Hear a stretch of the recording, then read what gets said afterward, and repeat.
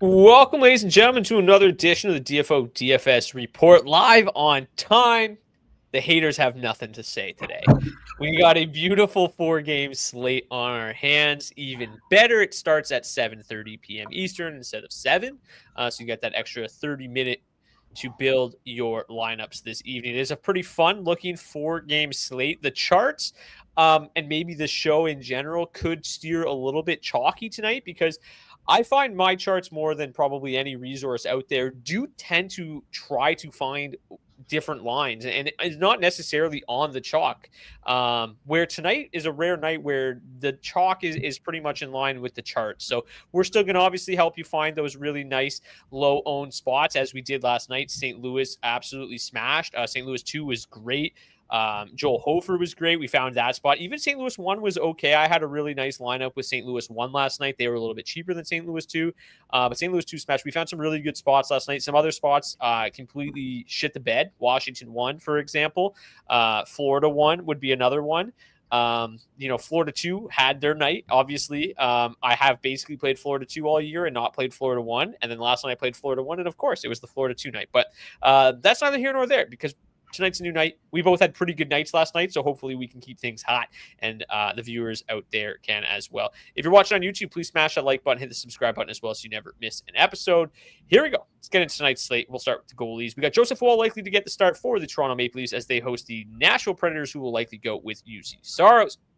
Peter Mrazek confirmed to get the start for the Chicago Blackhawks. We are projecting to see Jeremy Swayman on the second half of a back-to-back for the Boston Bruins. John Gibson gets the nod for the Anaheim Ducks, and as they will host the Vegas Golden Knights, who are on a back-to-back of their own. They shut the Edmonton Oilers out 1-0 last night. And then David Riddick likely to get the nod for the LA Kings, who host the Dallas Stars, projecting to see Jake Ottinger for Dallas. Quick question here before we get into things. Who do you guys think, Dorofeyev or Barbashev on D2 of 4, McNabb, Tanev, Gavrikov, or Lacombe? Thanks. I always lean Dorofeyev over Barbashev, rightly or wrongly. Barbashev just seems to continue to get things done, but I like the floor that you get a little bit better with Dorofeyev. We might as well just start calling him Doroflorev because he just has such a great shot volume floor. I feel pretty good about Tanev, right? He blocks a ton of shots. Jake McCabe's still out tonight. I like Tanev. And then it's probably pretty close. McNabb, Gavrikov, Lacombe. Probably whoever correlates with your lineup the best would be the one that I go through out of that group. But Tanev's probably my favorite. How about you, Zach? Yeah, definitely agree with you with Dora Florev up there on the top line. For me, I'm probably going to be leaning towards McNabb and Lacombe.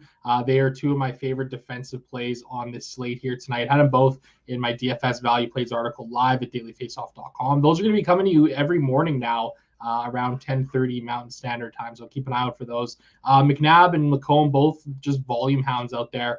McNabb has hit the shot block bonus in 8 of his last 10 games. And Lacombe is an absolute hound for volume as well. Lots of shots and lots of blocks as well. All right, let's get into tonight's slate. We'll start the tippy top with the Toronto Maple Leafs and the Nashville Predators. The Maple Leafs minus 136 on home ice. 3.3 implied total, 2.8 for the Nashville Predators. Let's take a look at the matchups in this one. Going to see a lot of the Matthews line going up against the second line, the Stamkos, Marchessault, Novak line. You're going to see a lot of Tavares going up against the O'Reilly line. So I was actually the opposite. I kind of got this one wrong the other day. Matthews had typically matched up against other teams' top lines. Last game was his first home game back. And I expected that to kind of remain the same, but obviously they seem to have liked what they've found with Tavares and Marner. So maybe it has a little bit more to do with Marner than it does Matthews. So they've been matching up the Tavares Marner line against the opposition's best. So we're going to see a lot of Tavares against Ryan O'Reilly tonight, third line against third line, fourth line against fourth line. Overall, second highest paced game of the night. Fairly difficult matchup here. It's kind of the inverse of what you would expect, right? Like I would have expected that Matthews line would be in a better spot going up against the middle six of the Predators versus the Tavares line going up against the O'Reilly line. But all things considering, that middle six of the Predators has been very, very good defensively so far this season. It's come kind of at a loss of the offense, right? Like you wouldn't expect Novak, Marchessault, and Stamkos to necessarily grade out well defensively. You'd expect to see the numbers be really strong on the other end of the ice, and that just has not been the case for them. They've looked a little bit better recently, seen these numbers start to bounce back. But at the end of the day, as good as these defensive metrics kind of bear out, I still feel very strongly about Toronto 1 tonight. The offensive metrics for them are superb. And then when you factor in, like, okay, yes, maybe the matchup looks a little bit better for the Tavares line as they go up against the O'Reilly line, but it's not like this O'Reilly line is bad defensively. They grade out actually just slightly above average on tonight's slate. So I still lean towards Toronto 1 just because their offensive metrics are so outstanding. They also play a bit more. And then you just obviously seem to have a much sturdier floor with Matthews and Nylander than you do with Tavares and Marner. So I really, really like Toronto 1 tonight. In terms of ownership for this one, they do grade out as the second best line overall for the charts this evening. They are projected for the highest ownership at 26.9%. Matthews and Nylander both coming in over 30. So you are eating chalk there. If you do want to roll with the matchup part of things, Toronto 2 seeing about half the ownership at 12.5%. They grade out as the sixth best line. So still pretty good. But definitely prefer Toronto 1 tonight. How about you?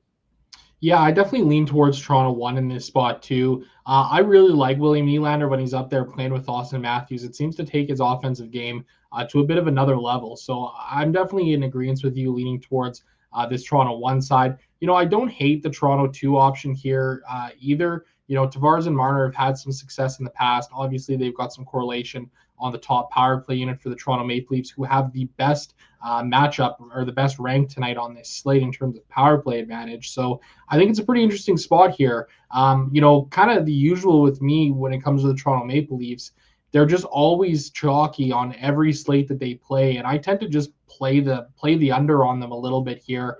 I've definitely still got interest in full stacking both of these lines. I don't know if I'm going to get to 27% Toronto 1 tonight.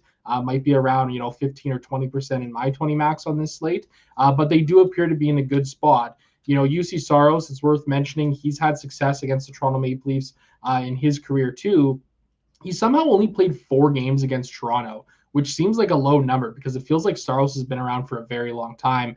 In those games, 2 wins, 2.27 goals against average, 938 save percentage. So Saros has had success against Toronto in the past. Again, not to say that could be the case tonight, but probably a reason why I'm comfortable coming in a little bit under the field here on this Toronto side of things tonight. Yeah, the Maple Leafs running really hot right now as well. They've won 6 of their last 7. The only loss coming against the Florida Panthers in Florida. They've averaged 3.4 goals per game during that time, giving up just 2.4. So they've definitely been a tough matchup this season. New coaching staff, Craig Berube, definitely has this team playing very well defensively so far this season. The goaltending, for the most part has been outstanding. Joseph Woll, everybody was kind of like, oh, Stellaris is our guy early in the season. Woll had kind of some early season stumbles, but he's been absolutely lights out since kind of struggling in his first outing against the Blues. He is 6-1 with a 933 save percentage in his last 7 games. So he's been really good. This is a Nashville team that, we keep talking about it. It's like, okay, when are they going to turn it around?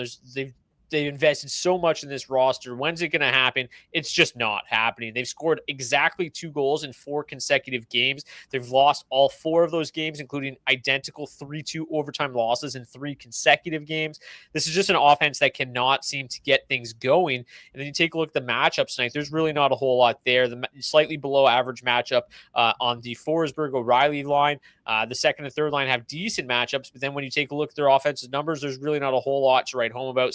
Third line's been okay, but it's not really a line that you'd anticipate would have, a high number of goals. They'd probably be around 2 goals per 60 because they just lack the overall elite talent. So this Nashville side isn't a line that I have a great amount of interest in tonight. I think that I'm pretty comfortable taking a stand against the Preds tonight. I think that Joseph Woll is a really nice start between the pipes, and I really don't foresee myself getting to too much. You take a look at the ownership, they are seeing a decent chunk, 9.7% ownership on this top line. You've got O'Reilly all the way down to 4,100. Obviously, a bit of a revenge narrative here with him.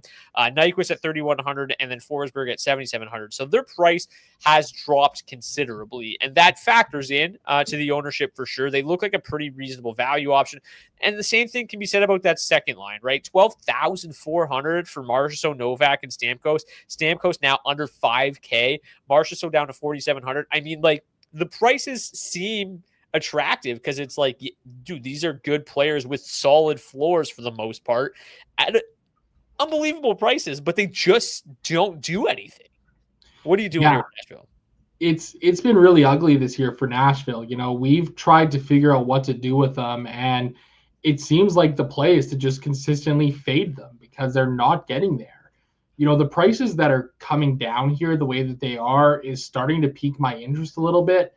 Evidently, Philip Forsberg is still far and away the most expensive forward. Obviously, a guy providing the best floor of any of the top 6 players here.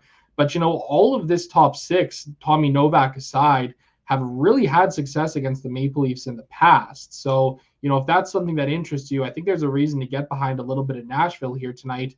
I'm going to be mixing them into the player pool here as a way to kind of fade some of this Toronto chalk that we're seeing. Am I going to get to the field on Nashville? I'm not entirely sure about that yet. But I am comfortable, mixing them into my lineups here. Nashville 1 looks like the top line to target, 8th best lineup on the entire slate here, projecting for about 9.7% ownership. And Nashville 2, they're seeing some ownership as well as the 14th best line, around 9% too. So I've got some interest. I think I'll probably meet the field on Nashville just to try and get off a little bit of this Toronto chalk, but I don't necessarily feel the greatest about it because it has really been an ugly year here for the Predators.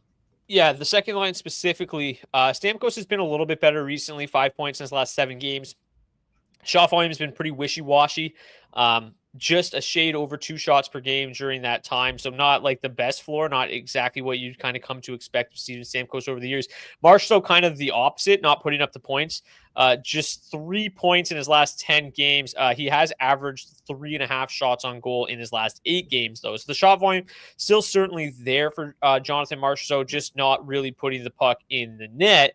And then you've got Tommy Novak, who, was routinely around 4 or 5K in years past, and then obviously now down under 3K for a good reason. He's gone pointless with just 17 shots on goal in his last 12 games. So I don't mind playing them to get a little bit different, but yeah, I'm probably with you where it's going to be pretty sparingly, maybe around 5%. Still probably going to come in under the field here, maybe have a little bit. In terms of the raw projections, they still grade out pretty well. The best points per 1,000 line on the entire slate, or on the entire in this game exclusive, with Nashville 2. They're just so cheap, right? Like the price has kind of gotten to a point where it's like, you're piquing my interest, but I'm going to try to kind of read between the lines here with this one and probably still avoid it overall. You mentioned the power play a little bit already, but the Maple Leafs number 1 power play advantage on the slate. The Preds have the 4th best power play advantage, despite their power play ranking 27th over the last 10 games. Maple Leafs penalty kill around league average. The problem, or I guess the good news for the Predators, is that the Maple Leafs have been extremely undisciplined. So are the Predators, though. So these 2 teams tie for the most expected power plays of the night, which really helps bolster their overall power play grade. Any final thoughts on this one before we move to Chicago and Boston? Yeah, I think what's interesting too when you look at Nashville too here, you're getting a solid floor from both Jonathan Marchessault and Steven Stamkos because their shot rates are still fairly solid, all things considering.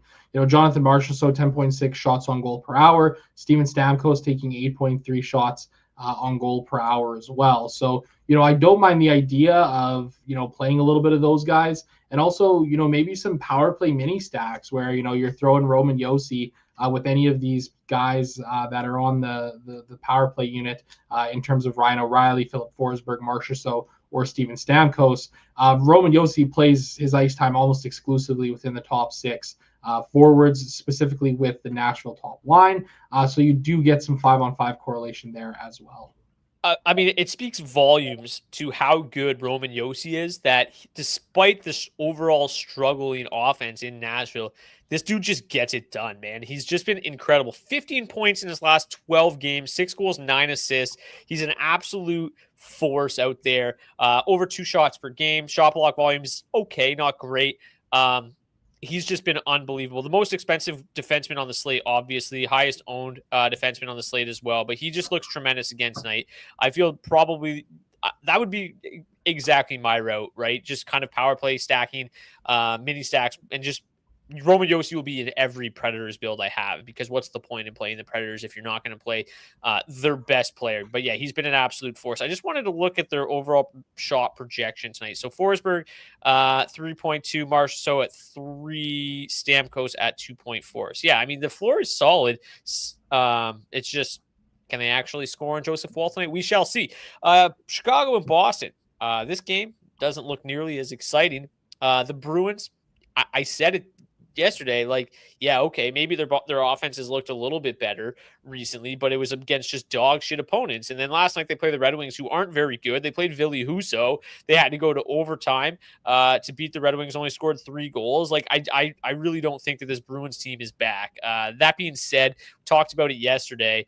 The top line, the defense or offensive metrics, have been really, really good.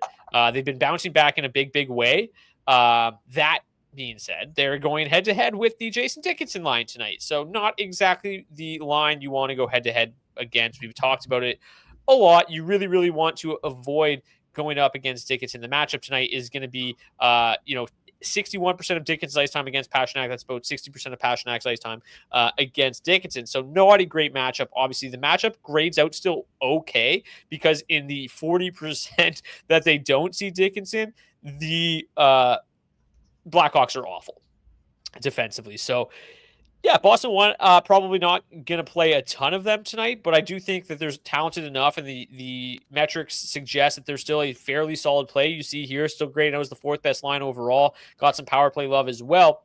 But I do have quite a bit of interest in the second line tonight. Their matchup looks a lot better. They're going to be seeing a lot of that Connor Bedard line tonight, which that Bedard line gives up plenty of opportunities. So this is a second line of the Bruins that's had pretty solid numbers. They're fairly comparable to the top line. And then you take a look. I mean, they're coming in half the amount of ownership. They are considerably cheaper, and the matchup is way better. I mentioned it yesterday that Brad Marchand has been consistently ranking among the top forwards on this roster in terms of expected goals, individual expected goals. Lindholm, you mentioned yesterday, not your favorite player in the league, but he's still fine. He's still got some offensive chops. The price tag at $5K could probably be better. He has 1 shot on goal in his last 4 games. You'd like to see a little bit more volume. So I think that this is probably purely a matchup low owned play at 6%. The matchup could be much, much worse. So I have interest in this second line of the Bruins tonight. Hopefully Lindholm can get things figured out a little bit. But I mean, at the very least, do you just think like maybe it's just a really strong night to one-off Brad Marchand? You've also got Brazo, had 5 shots on goal and a goal yesterday, only played 10 minutes. Like, what do you do with the second line? Is it just Marchand or bust basically for you? Yeah, it very well might be. I mean, I like, again, with Lindholm, like he just is not quite getting there this year so far in Boston. Pretty sufficient to say that he's been a disappointment so far in his tenure there. The numbers are solid for this line, and I think it's a reason why I'm going to have some exposure to like a full Boston 2 stack. I might only end up with like 10% Lindholm in the Boston 2 lineups that I'm playing, but I really do like Marchand. I mean, the price point at $5.5K is a pretty decent number. He comes in on as one of my honorable mention forwards in my value plays article. His floor has been really solid this year, 9.1 shots on goal per hour, and he is generating just a boatload of high quality chances, 1.5 individual expected goals per hour of ice time this season. His shooting percentage is about 3% below his career average. So I think there's some positive regression coming his way soon, and it feels like a spot here tonight where that could absolutely hit. I've got interest in this Boston top line as well. Obviously, we tend to typically avoid, that Chicago 3 line as much as we can. But again, Boston won. They are getting some ice time against the Bedard line, which is a bit of a positive there. And David Pastrnak, at the end of the day, is just maybe the highest floor player in the entire NHL right now. He just takes so many shots, generates so many high quality chances, and I really like the look of this. And again, we talked about this the other day too with Boston 1. Their underlying numbers are looking solid right now too, right? They're generating a good clip of expected goals for, a lot of high quality looks in terms of their scoring chances and high danger ones. So I've got interest in them in this matchup here tonight for sure. I've also got a little bit of interest in this Chicago side of things too. Obviously, the top line of Connor Bedard, Taylor Hall, Tyler Bertuzzi is the line I think to target here for the Chicago side. Bedard, 4 points in his last 4 games. Taylor Hall had a hat trick last week, added an assist in a game since then. I like Taylor Hall here in this spot. His raw projection is really solid, projecting for 7.7 DraftKings points here tonight on this slate. A little bit of a revenge narrative there too for Halsey, right? 1 game against Boston last year early in the season with Chicago before he was hurt. He did have an assist in that game. He's only $3,500. I don't mind that as a little mini stack here tonight at all. Yeah, Tyler Bertuzzi's just been so bad in Chicago, but Hall and Bedard obviously have been really, really solid. I don't know how much Chicago I'm going to get to tonight because, as bad offensively as the Bruins have been, they still have been very, very solid defensively. But yeah, I agree with you that I like Hall at 3,500. I think that's a pretty good value option. Bertuzzi, as bad as he's been at 3,200, it's okay, yeah, you've got my interest there. I'll probably be fairly comparable to the field here on these guys, 5%, nothing crazy. A little bit more interest in this Boston side, but again, fairly minimal in this game as a whole. In terms of the power play in this game, both penalty kills have been outstanding. The Bruins' #1 penalty kill going up against the 13th ranked Chicago Blackhawks power play. Again, these power play numbers based on their last 10 games. The Bruins' the Blackhawks have the 4th best penalty kill going up against the Bruins' 25th ranked power play. So the second and worst power play advantages on the slate. Moving on to what looks like the most exciting game of the night in terms of DFS, at the very least. The Golden Knights, coming off a 1-0 win over the Oilers last night, go to Anaheim. They've got a 3.5 implied total, -160 favorites. The Ducks, 2.8 implied total on home ice. Let's just not bury the lead here. Anaheim 2 grades out as the #1 line to target. I was not prepared for that when I put the charts together. I was like, I had to dig. I was like, man, what's going on here? Did I make a mistake? Is there a miscalculation somewhere? They've just been great. We talked about them a lot and said, look, this line is good. This line has been producing very, very strong underlying metrics. We've mentioned Frank Vatrano, I don't know how many times on the show, saying he's going to start scoring. He's not going to shoot 4% all year. And it's happened. Troy Terry's been on a run. This whole line's been great recently. So somebody in the Discord asked, why is Anaheim at the very top? What changed? I'm like, they just started scoring goals. And that really is the case. But in this, overall, the landscape of this game looks tremendous for DFS purposes. We've got the 1st, 3rd, and 5th ranked lines all in this game. The pace score, I believe, don't quote me on this, but I believe this is the highest event game of the entire season that we've seen so far, if my memory serves me correctly. The matchups on both sides are phenomenal. I wrote about Elias Samsonov on Daily Faceoff today in our goalie rankings tool because he started out really, really strong. Get a load of these numbers. 3-0-1 with a 221 goals against average and 932 save percentage in his first 4 games with the Golden Knights. In his last 5 games, he's 2-3 with a 437 goals against average and an 858 save percentage. He's been horrendous. So this looks like a game that could get high scoring. We know the Golden Knights have been scoring this year. John Gibson's actually been really good, but the Ducks overall not very good defensively. This looks like a game that could really, really be high event. The matchup scores are great, as I mentioned. These offensive scores from the Ducks are hilarious because it seems like if it's not coming from Anaheim 2, they're not going to score any goals, but their numbers are unbelievable. They're so good. They're the best offensive numbers on the slate tonight. Then obviously you've got Vegas 1 and Vegas 2. The Eichel line's been rolling. Doroflorov, Eichel, Barbashev on that top line have been unbelievable. The Hurdle line is the line that I've been playing a ton. They just can't convert 1.1 goals, 4/60, but they're due. This feels like a great night for Vegas too. Obviously, Vegas 1 is the #1 matchup score, so we're going to be slamming them into their lineups tonight. But this game as a whole, like I said, they're seeing ownership 15% on Anaheim 2. I'll be over that. Close to 20% on Vegas 1. I'll be over that. 5% on Vegas 2. I'll be way north of that. This looks like a game that I am very interested in, and I'm smashing. The concern is that the 2 times they've met so far this season, the under is hit in both of those games. They haven't been necessarily super high scoring. I think it was 5 goals in one game, maybe 4 goals, and then 6 goals in the other game. But not low scoring, but not crazy high scoring like it looks like this one could be. What are you doing with this one? Are you in agreement with me, or are you oppo? I'm in with you on this one too, man. I really like the look of this game for a number of reasons. I mean, it goes without saying how good Anaheim 2 and Vegas 1 look. Absolute smash spots, 2 of the top 3 lines to target on this entire slate.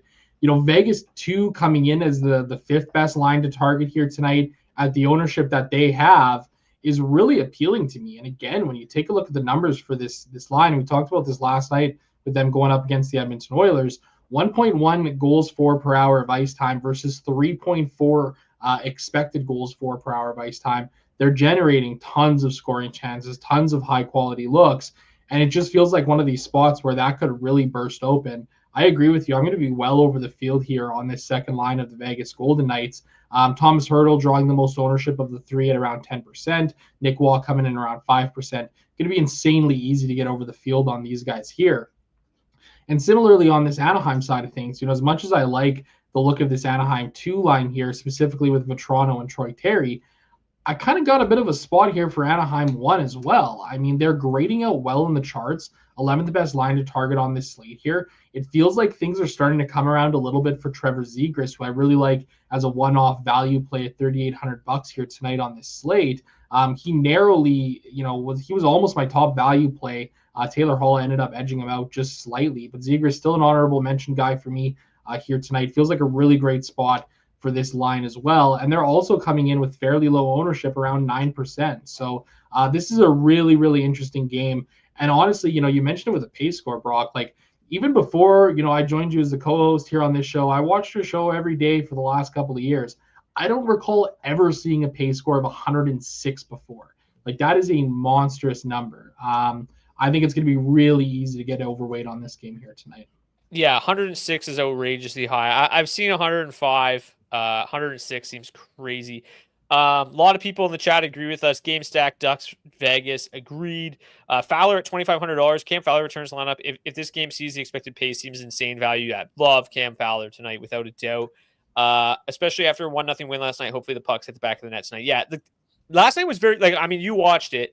Last night was very low event, right? They did a good job kind of suffocating the Oilers. Probably not their game plan tonight. I feel like this game could be a little bit more run and gun than what we saw last night, especially on a back-to-back, especially with Samsonov between the pipes. In terms of the power play score, to your credit here about Anaheim 1 and Zegras and company, the Ducks have been very, very good on the power play lately. They have the 6th best power play going up against the 17th ranked PK. The only issue for them is the Golden Knights are one of the, if not the most disciplined team in hockey. But then you've got Zegras on that top power play unit.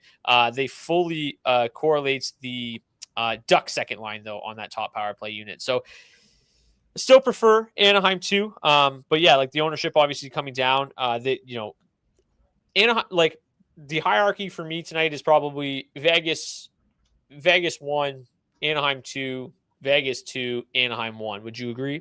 Yeah, I think so. I think that sounds pretty much exactly where I'm at with things too. Yeah. What about Ryan Strome? What do you do with him tonight? Like, because obviously he's a guy that he's had his moments, right? Like he's had some big games, but he's like that guy we talk about where he's like, he'll have one shot on goal for like 7 straight games. Then he'll have a game where he has 6 shots. The DraftKings points per game still 7.4 at 4,200. It's not bad. He gets there. He just doesn't get there on volume. He's got to pick up assists on the Vetrano and Terry goals. So what do you do? Like, is he in half of your Anaheim 2 builds? Is he in all of them? Is he in none of them? Yeah, it's a good question, honestly. I mean, I got a bit of a soft spot for him as a player. Ex-Edmonton Oiler for a brief time there. Thought Edmonton traded him away a little bit too early, but what can you do there? I've got some interest in him too here tonight, $4,200. Pretty nice price tag for him there. With just the pace of this game, how good Anaheim 2 looks as a whole in terms of the matchup and the line stats, I've got interest in fitting him into, let's say 60 or 70% of my Anaheim 2 builds tonight. I think there's a reason to leave him off of some of them as a way to kind of get yourself a little bit different. He is seeing 11% ownership versus Terry's 13 and Toronto's 19. He does have an okay enough floor, 7.4 shots on goal per hour. Last 10 games, he's had some success. 2 goals and 4 points, 18 shots on goal, 6 blocks over that time. So, yeah, I'm comfortable getting to some Strome here. I think it's an interesting spot. I also have a little bit of interest in this Anaheim third line as well. They actually grade out with the best matchup score of any of Anaheim's lines here tonight. Cutter Gauthier, $3,200. He's still getting there on volume alone, 9.3 shots on goal per hour of ice time. Still waiting for the shooting percentage and the goals to turn in, or the expected goals to turn into actual goals. 1.3 individual expected goals per hour of ice time is the same number as Frank Vatrano. So these are two guys who are generating a lot of quality looks. I don't mind Cutter Gauthier at all at $3,200 as a one-off play. Some correlation on the second unit for the Anaheim Ducks on the power play, which we'll see about 39-40% of the ice time here tonight as well. So I got some interest in getting down to some Gauthier as well. The only concern I have with Anaheim 3 is that they're going to go head-to-head with that Eichel line, and there's a chance that they just get crushed. But Gauthier, yeah, like to your point, he's looked a lot better. The shot volume's been better recently. He's been around it all season long. Just needs to convert at a higher clip. As Jim B points out, Mark Stone is a game time decision. Not an official game time decision at the moment, at least from what I've saw, but he was in the participated in yesterday's morning skate. It was a full participant, which means he's close. So it is possible that he's back tonight. That would obviously shake things up for Vegas. I would imagine that he would just be immediately back on that top line with Eichel and Barbashev. And then that would obviously move Adora Florev down the lineup for us. But, that's fine. Like I'll definitely, if Mark Stone ends up being in, I will stack him in with my Vegas 1 lineup. So I'm prepared to pivot there. It doesn't really affect the Anaheim second line whatsoever because they'll just avoid that line. Obviously, that line's a lot better off or defensively with Mark Stone. If Stone ends up playing, which I'm not so sure he will, at $7,000, you just staying away. Yeah, probably. I mean, it's going to be tough, right? Because that's a pretty significant salary jump from Pavel Dorofeyev at $5,100 up to Mark Stone. Obviously, the first 2 games of the night, 7:30 Eastern time starts between Nashville and Toronto, Boston and Chicago, and then it's 10 p.m. Eastern time starts for Vegas and the Dallas game, which we'll get to in a moment here as well. So if that's the case, I'm probably going to stay away because I might just have a hard time being able to pivot and getting him into lineups. Is there a showdown slate for this Vegas game? Because I think if that's the case, maybe I'll just grab myself a little showdown. There isn't. But there is a 2-game late slate. So maybe that's the way that I'll go and get some Mark Stone exposure, play a little bit of that late slate if he ends up in the lineup.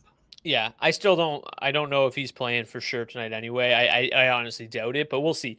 Do we prefer Dora Florev or Barbashev if I can only have one? I mentioned it earlier. I prefer Doro. I'm assuming you're the same. Yep. Okay. Did we already cover the power play in this one? Yes, we did. Okay, moving on to the final game of the night, the LA Kings and the Dallas Stars. The Dallas Stars announced today, unfortunately for them, Tyler Seguin going to be out long-term. So pour one out for Tyler Seguin. Will undergo hip surgery, expected to miss 4 to 6 months. Brutal stuff. He's been battling a nagging injury. I'm assuming it just eventually just couldn't keep going. Expected to go with the same lineup as last game, which means Robertson, Hintz, Johnston on the top line, Marchment, Duchesne, Stankoven on the second line, Ben Steele, Dadonov on third line. In terms of the implied totals here, the Stars are small home road favorites, 3.0 implied total for them, 2.9 for the Kings. Very, very low pace score, similar to the Chicago-Boston game. Very, very low event game here. Going to see a lot of the Kopitar line up against that Johnston line. Going to see a lot of middle six against middle six. Fourth lines will see a decent chunk of each other. So, yeah, the only hard match to really focus in on here is the Kopitar line versus the Johnston line. Mentioned it not yesterday, but 2 days ago, that this Johnston line last year, when you take a look at Hintz, Johnson, and Robertson, their offensive numbers, looking mostly at last year, were unbelievable. Super, super good. This year so far, not nearly as great. 4.0 goals, 4 per 60 is obviously a great number, but the actual underlying metrics don't suggest that's overly sustainable. The matchup here is okay. They're going to go up against that Kopitar line, which grades out slightly below average defensively. So I have no issue getting to Dallas 1 tonight. the rest of this game looks pretty bleak. Like, the matchups are pretty bad. Both these teams are really good defensive clubs. And it's just one of those cases. These are two teams where all three lines score, and it's hard to pinpoint exactly which line's gonna be the dominant force. Obviously, I think that replacing Seguin with Stankoven's fine. I do think that Dallas too is probably going to be able to continue to roll. They're seeing like no ownership tonight, which is kind of wild considering how unbelievable they've been this season. Maybe it's the price tags, Duchesne getting up to 6,500. Maybe it's no Tyler Seguin. Like, obviously the metrics don't look nearly as good without Seguin on that line, but this game is really tough to pinpoint. You see it here in the ranks of the charts, 9, 10, 12, 16, like not a whole lot of love for any of these lines. The ownership, there is a decent chunk coming in on both teams' top lines and also the value line of LA3. Help me figure this one out. Yeah, tough thing to do, right? This is two teams here who have offense that's really spread out through their top sixes, right? And it makes it really difficult to target on a regular basis in terms of the DFS streets. I think there's interest to have in this Dallas side of things. I don't mind playing some of this Dallas too. You're paying up a little bit here with them being $16,600. But, I don't mind the idea of paying up a little bit to get different here because, Duchesne and Marchment have obviously been tremendous so far this season. Logan Stankoven, he's had some struggles this season, but he's like had a really great floor this year. 10.9 shots on goal per hour of ice time. That immediately is going to provide you some value there. I don't mind the idea of paying up to get different on Dallas too. They're only projecting for what is it, like 2% ownership.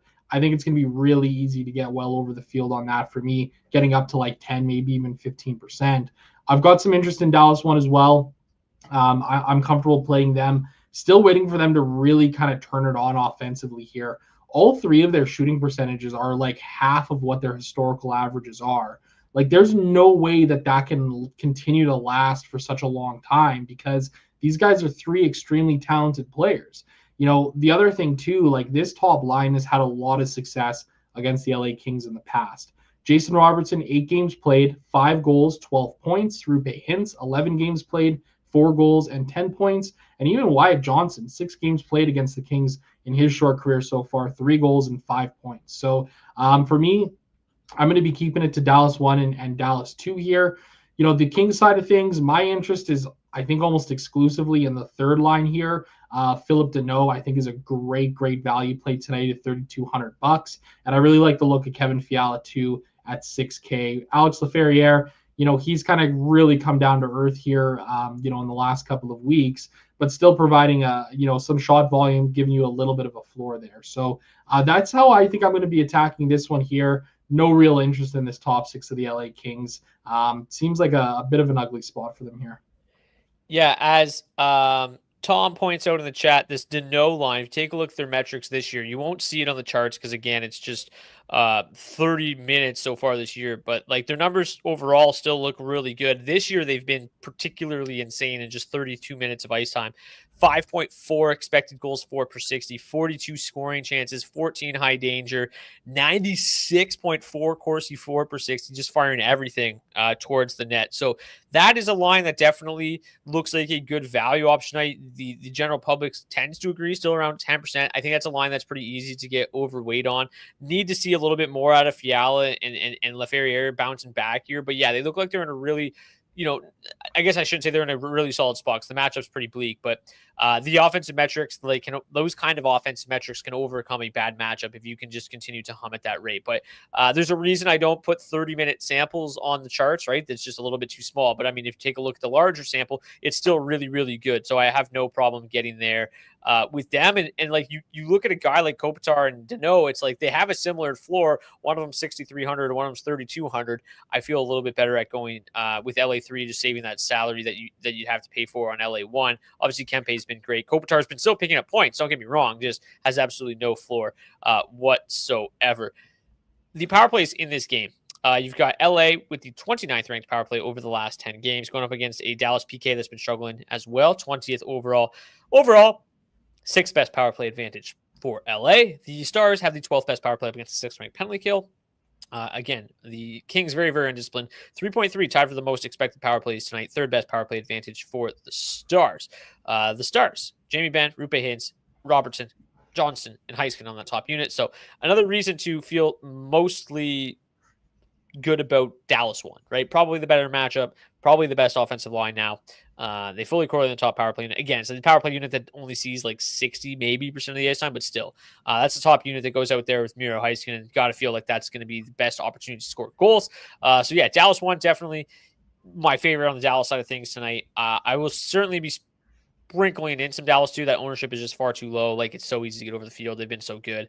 So no issue there. The pricing on this slate's fairly soft too. So, paying up for them doesn't really matter all that much. What about power play stacking? Vegas is a way to get different. Dallas takes, or Anaheim takes a ton of penalties, don't they?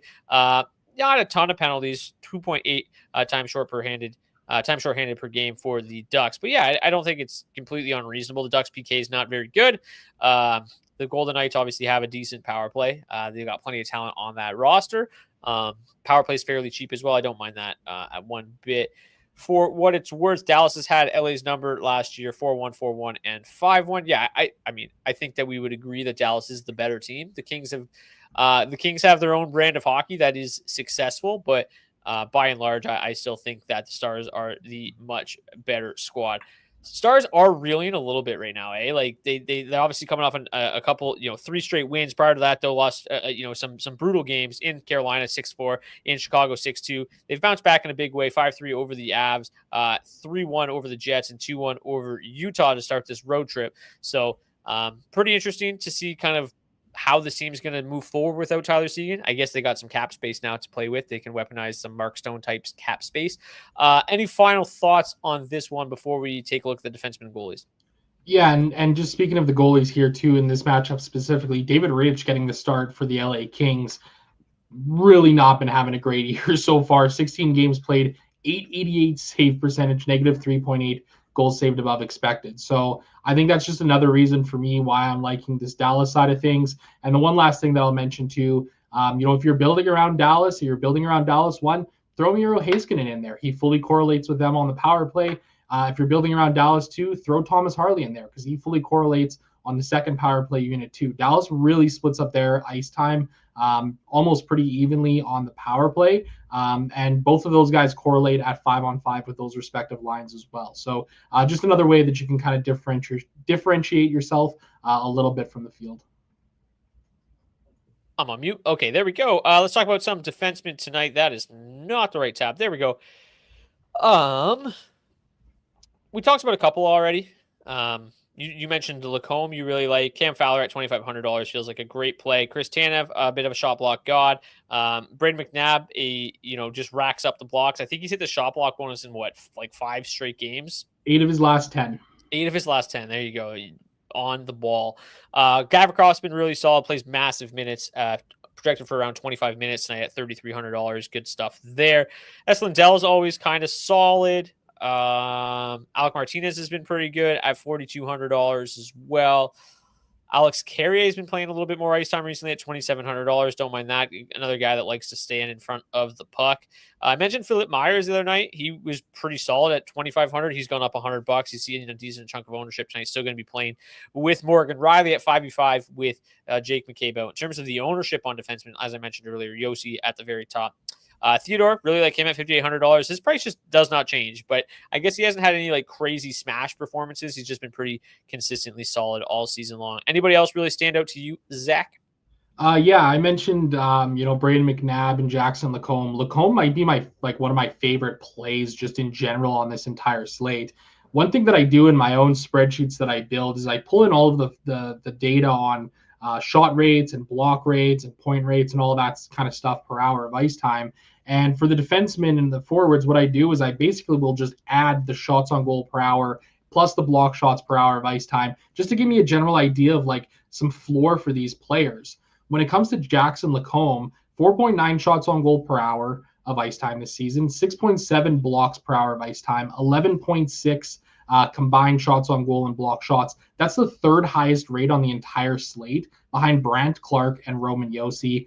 It looks like Lacomb's going to see a pretty good amount of ice time here, playing up on the top pairing tonight. So for me, I'm going to be jamming him into a lot of my lineups tonight. And I think there's reason to have interest in a lot of the defensemen from this game as well. Radko Gudas, Braden McNabb, Lacombe, Hellison, and Dumoulin, probably my favorites. These guys all block a lot of shots. And if this game is as high of a pace as it is, these guys are all going to be really live for the bonus at a really low ownership, and a really great way to get your lineups different here tonight.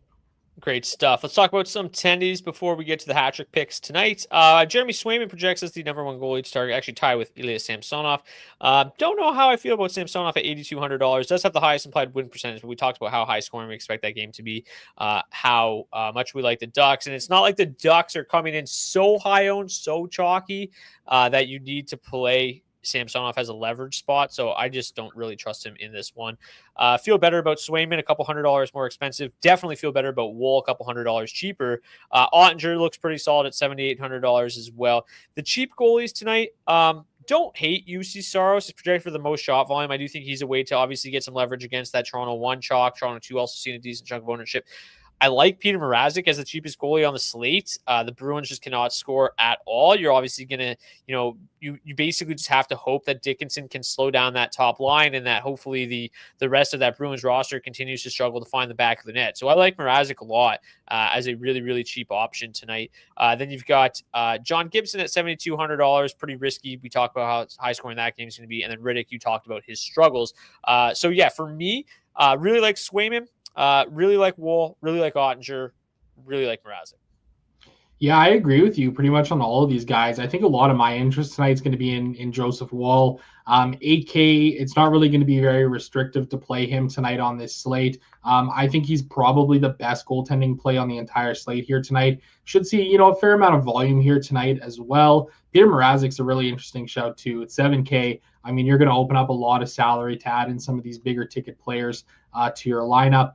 I'm probably staying away. Oh, actually, not probably. I am staying away entirely for both Samsonov and David Rittich here tonight. I think they're probably my least favorite plays on this entire slate here, even though both of them are seeing, around 10, 11% ownership here tonight. UC Saros, $7,400. Don't mind him either, just because of the success that he's had against Toronto, and a good way to get off of some of that chalk that we're seeing on the Toronto Maple Leafs top six. Let's get to today's hat trick pick challenge. If you want to participate in today's hat trick pick challenge, drop your hat trick pick in the comment section of the video on YouTube. And if your player scores a hat trick, we'll get you a $25 gift card to nationgear.ca. Pick up some DFO swag. Before we make our hat trick picks, give you guys all a second to think about who you want to choose. Shout out to our friends at rotogrinders.com for providing projected ownership for us today. If you want to get $20 off your first month of NHL Premium at rotogrinders.com, you can click the link in the description of the video on YouTube and join the premium stuff over at RotoGrinders. Take everything you learned on today's show and throw it into their optimizer to maximize your earnings tonight. And also, we have a link to our DFO DFS Discord down there as well. Come join the fun. It's growing every single day. Love to see that. Talking DFS. We also provide all the slate breaking news in there to make sure you don't miss a thing. If Mark Stone plays tonight, you'll know about it in the DFO DFS Discord. So Zach, I won yesterday's daily face-off head-to-head in what was an absolute pillow fight. Both lines, for as good of nights as we both had individually, our DFO lineups were dog shit. So God bless a 20 max. So tonight I am going to go with Austin Matthews. Seems pretty easy. Just munched all that chalk over there tonight, Yeah. Buddy? All right. Yeah. All right. That's fair. I'll go with somebody projecting for 6.6% ownership, Jason Robertson. He's had success against the Kings in the past, 5 goals in 8 games played. I think Dallas 1 is due for a pretty big night here. There you have it. All right. Still having issues with my graphics over here. So still no sexy graphics for today's daily face-off head-to-head. But since I won yesterday, I will go first. Really, really small lineup here. Let's make it bigger. There we go. I went with the Matthews Nylander chalky mini stack. I also went with a mini stack of Nick Waugh and Tomas Hertl on that second line. Just impossible to get Eichel and company in with Matthews. Not impossible, but difficult, and still have something you like. Then I went the Troy Terry Vetrano mini stack, which grades out extremely well. 2 of our favorite value defensemen tonight in Cam Fowler and Braden McNabb. And then Peter Mrazek between the pipes, just hoping that hopefully the Bruins continue to suck. At 7K, I think he is a rock solid play. Maybe not the best cash game play, admittedly, but it's not going to matter. I couldn't fit Joseph Woll. So here we go. This is Zach's lineup. Whoa. What do you got, Zach? Yeah, went with a bit of a game stack here for the Vegas Anaheim game. Jack Eichel, Dora Florev, Vetrano, and Terry. Jackson Lacombe, got him in there as well. Love him at $3,200, as I mentioned earlier. Worth noting, Lacombe is the power play quarterback for the second unit. Both Vetrano and Terry are on the first unit for the Anaheim Ducks, but Lacombe plays a lot of his ice time with the Vetrano and Terry line. So get a little correlation there as well. Alec Martinez, $4,200, 6.9 DraftKings points per game. Nice. Another player with 6.9 DraftKings points per game, Philip Deneau. Got a little bit of a mini stack of LA3 here with Deneau and Fiala, and then Joseph Woll in the net. And it's funny, if you look in the chat, Tom Wilson, wait, how did Zach have a good night with the Edmonton flop? That's inconceivable. Well, Tom, go check out the Discord, because I ended up with a Colorado 1, St. Louis 2 lineup. And I absolutely nuked on 2 punt defensemen last night, Calvin DeHaan and Nikita Zadorov. I was sitting in like first place in the quarter jukebox all night long, and I only lost first place because the Oilers couldn't score a damn goal on Aiden Hill. I got passed by somebody with Aiden Hill. If the Oilers scored 1 goal, I would have taken it down last night. I'm still a little bit upset about that one. Yeah, that's going to sting for a little bit. It's just so funny how linked you are to the Edmonton Oilers in DFS. It's terrific stuff. Okay, again, there's your ownership. There's your big board. Comment your hat trick picks in the comment section of the video on YouTube. Thank you guys so much for tuning in. Couple of quick notes before we go. I am traveling to Toronto tomorrow. I am taking the train, though, so I can work as I travel, because I don't let the people down. So as long as the internet connection is stable enough, there is going to be charts tomorrow. I am scheduled to arrive in Toronto around 1. So as long as everything goes well and the charts get completed, I should be live with Zach around 4:30. I do have an event to get to at 6. So we might try, again, as long as everything goes well, to go live a little bit earlier. So keep an eye on my Twitter on the, at Brock_Seguin on X. Also keep an eye on the DFO Fantasy X account as well for any updates. Zach will provide some updates as well. So just keep an eye on those things. It's all going to be pretty fluid, just depending on a lot of factors. So that's the case for tomorrow. Friday, same thing. I'll be taking the train home. Should be able to work on the charts, and we should be back, live at our regularly scheduled 4:30 slot. But tomorrow, going to be a little bit weird, going to be a little bit fluid. Charts could be late, charts could be early. Who really knows? I'll try to provide updates throughout the day. And the best way to get those updates is by joining our DFS Discord. So do that, and you won't miss a thing. Good luck tonight. Hopefully you return with more money in your bankroll tomorrow than you had tonight. Until then, cheers. Cheers.